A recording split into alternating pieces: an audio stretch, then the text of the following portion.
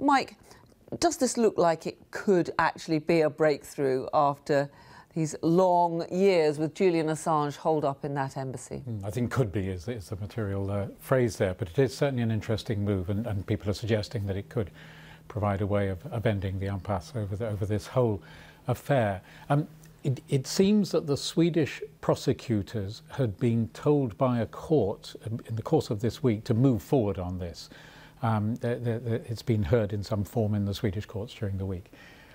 And the way in which they've chosen to move forward is to change their position on where they would interview Julian Assange over these allegations. They're not charges, he's never been charged with this, but it's an investigation. They're allegations of rape and sexual assault, molestation, allegations involving two women who Julian Assange met during a visit to Sweden in 2010. Now, he's always denied these allegations.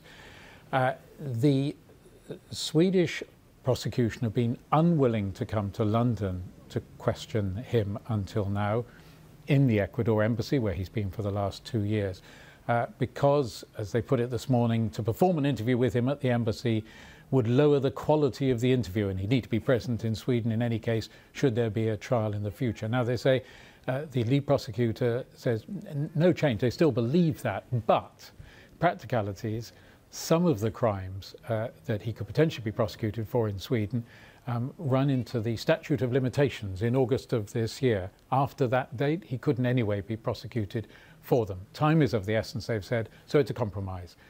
They're under pressure from a court to move forward anyway, and they've chosen to do it in this way and offer an interview in London. As you say, that's been at least welcomed by one of Julian Assange's lawyers. But as we understand it, the Swedish prosecutors still want to get him to Sweden to face trial on these allegations of rape. And the Americans... Presumably on the outcome of any interview that they conducted here in London, yes. I see. So I guess that they could decide that they're going to drop the case. Presumably. And the big question, of course, is the American investigation, because they want to talk to him, don't they, about the leaking of those huge amounts of documents. That's right, and have wanted to over for a longer time, of course, and that's the whole reason. Because people may forget quite how significant that leak was. That's right. Of course, it was a great volume of diplomatic, military and intelligence documents, regarded as one of the biggest information leaks there's ever been in US history.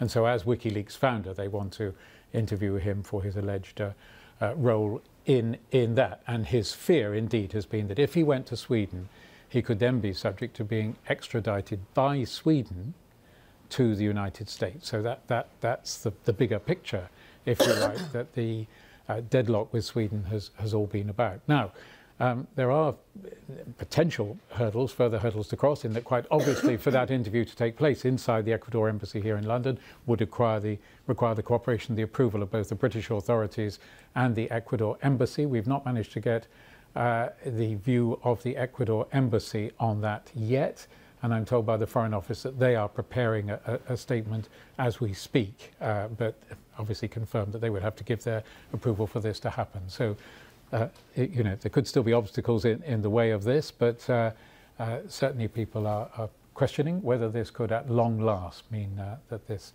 deadlock will be over.